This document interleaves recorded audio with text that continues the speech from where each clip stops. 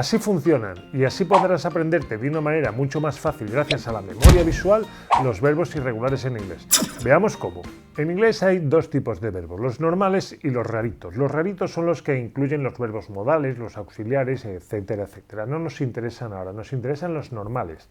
Dentro de los verbos normales, que son los que se conjugan todos igual, los que hacen las preguntas y las negaciones todas iguales, bueno, pues dentro de estos verbos normales hay un grupo de ellos que son irregulares. Y son irregulares porque hay algunas reglas que nos siguen. Concretamente, la irregularidad de los verbos irregulares radica en que hacen de forma diferente el pasado. Ya te adelanto que esto sucede también en español. En español también tenemos verbos irregulares. Tú no dices yo cabo en el coche, dices yo quepo en el coche. La gente no dice quiero que haya mucha gente en el concierto, dicen quiero que haya mucha gente en el concierto.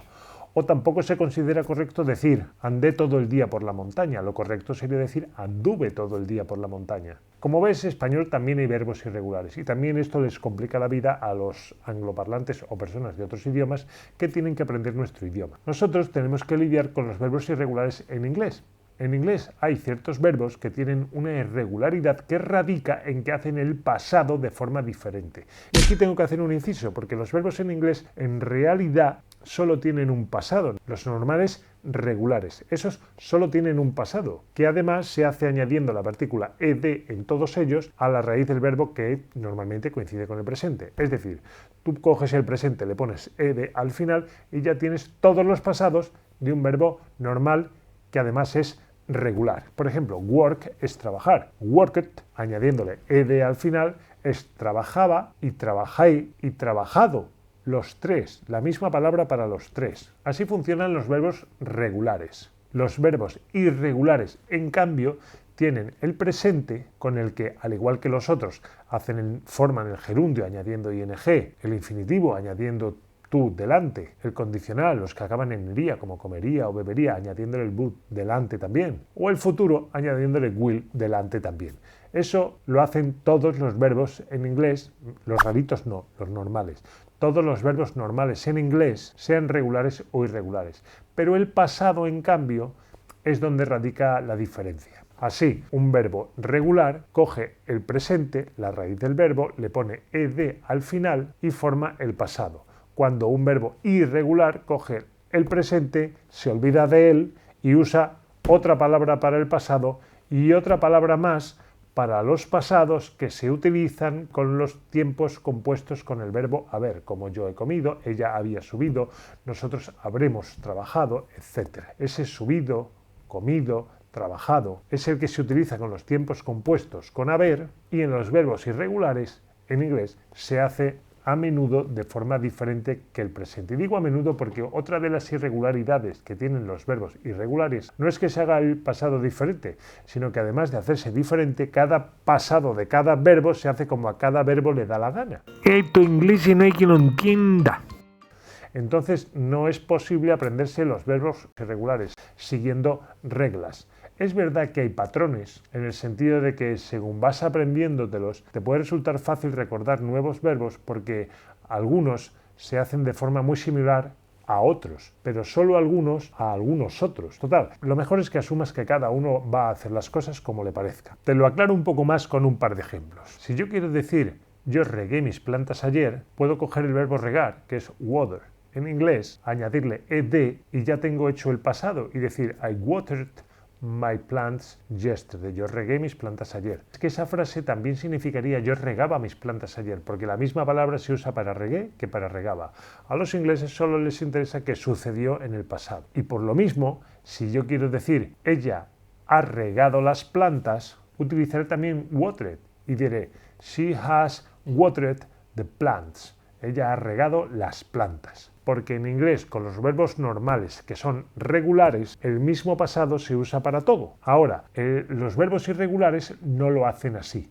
Y por ejemplo, forget tiene una palabra para el presente, otra para el pasado de los tiempos simples, como olvidé o olvidaba, que es forgot, y otra para los tiempos compuestos con el verbo haber, de manera que si quieres decir yo he olvidado o ella había olvidado, ese olvidado se dice forgotten. Igual pasa con el verbo get. El verbo get tiene la forma get, que es para el presente, tiene una forma para el pasado, que es got, que serviría para decir conseguí o conseguía, y tiene una tercera forma que es gotten, aunque ahora también se usa got en muchas partes del mundo ya como si fuera la tercera forma, que se utiliza para los tiempos compuestos con haber. Así ves que un verbo irregular, como get, tiene 3 palabras en lugar de una como el resto de los verbos. I get bread at the bakery every day. Yo consigo pan en la panadería cada día. Get para el presente. Para el pasado, got. I got more money last year than this. Yo conseguí más dinero el año pasado que este. Y si lo quiero usar como parte de un verbo compuesto con haber, entonces tendría que usar gotten. Aunque, como ya te digo, se va imponiendo poco a poco, proveniente del inglés de Estados Unidos, la forma got para utilizar los verbos compuestos con haber. Y así es posible que te encuentres con frases como I have got this for little money. He conseguido esto por poco dinero, o I have gotten this for little money. En todo caso, te tiene que quedar claro que la primera columna la utilizamos para el presente, la segunda columna de esas listas que te encuentras por internet de verbos irregulares se utiliza para el pasado, cualquiera de ellos, y la tercera palabra, que se corresponde con la tercera columna, es la que se utiliza para los tiempos compuestos con haber.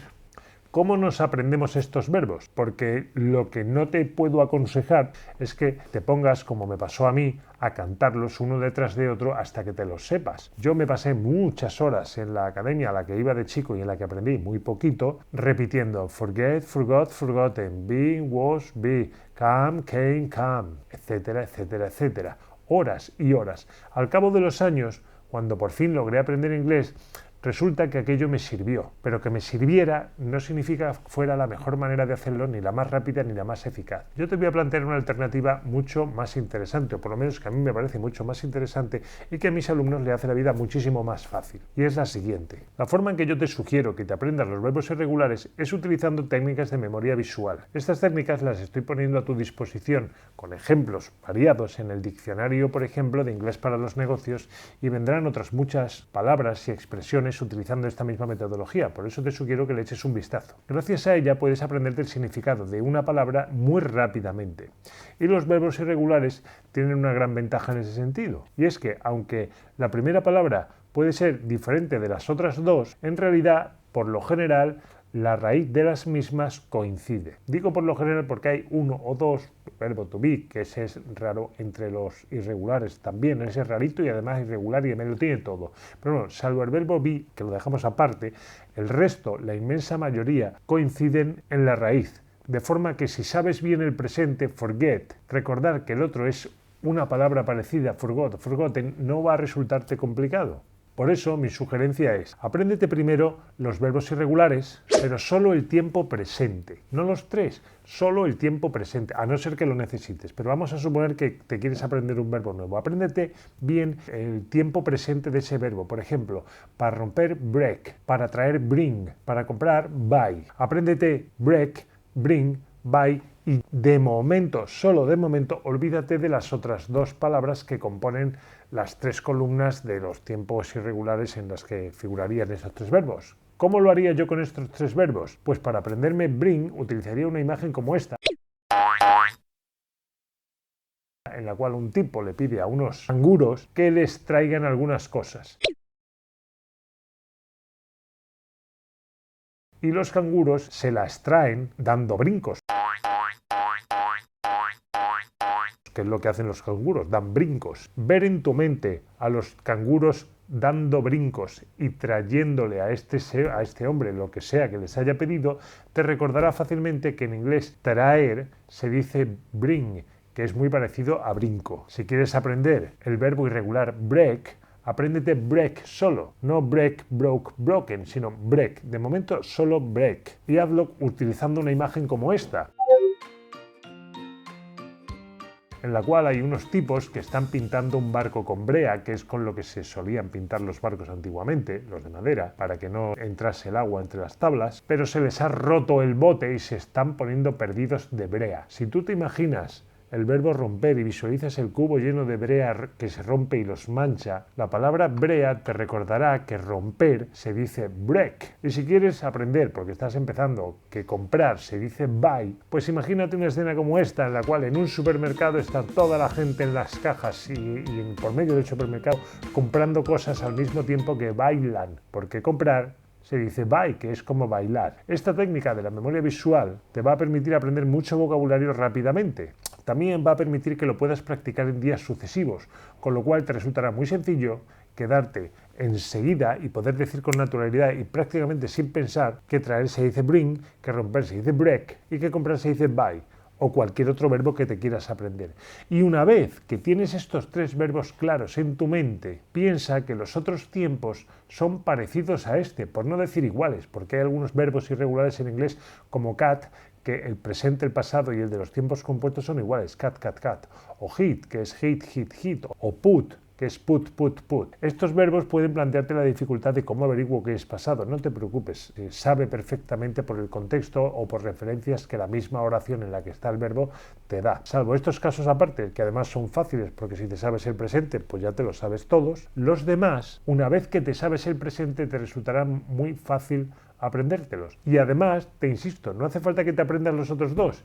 Si te has aprendido que break es romper, el día que te haga falta utilizar break en pasado, ese día te aprendes break en pasado, que es broke. Y ya está, ya sabes cómo se dice break en presente y broke en pasado. Y el día que tengas que decir, oh, he roto el jarrón, cariño, en inglés, aprende entonces ese día que roto es broken, y entonces ya te sabrás los tres, break, broke, broken. Y es ahí, cuando ya has estudiado los tres, cada uno en el momento en el que te hacía falta, pero después de saberte muy bien sabido y haber interiorizado el tiempo presente gracias a la memoria visual, que le puedes dar una vuelta a estudiarte las tablas para que terminen de fijarse. Este sistema, que es un poco como el tradicional pero marcha atrás, funciona muchísimo mejor y te ahorrará muchísimo tiempo. Si no entiendes bien cómo utilizar la memoria visual para incorporar vocabulario, suscríbete al canal porque en unos cuantos vídeos empezaré a dar instrucciones para que esto lo puedas hacer tú por ti mismo o por ti misma sin necesidad de que yo te dé una imagen. Además, estamos preparando un curso sobre cómo aprender vocabulario de otro idioma donde entramos en estos temas con mucha profundidad, pero ya te hablaré de eso un poco más adelante.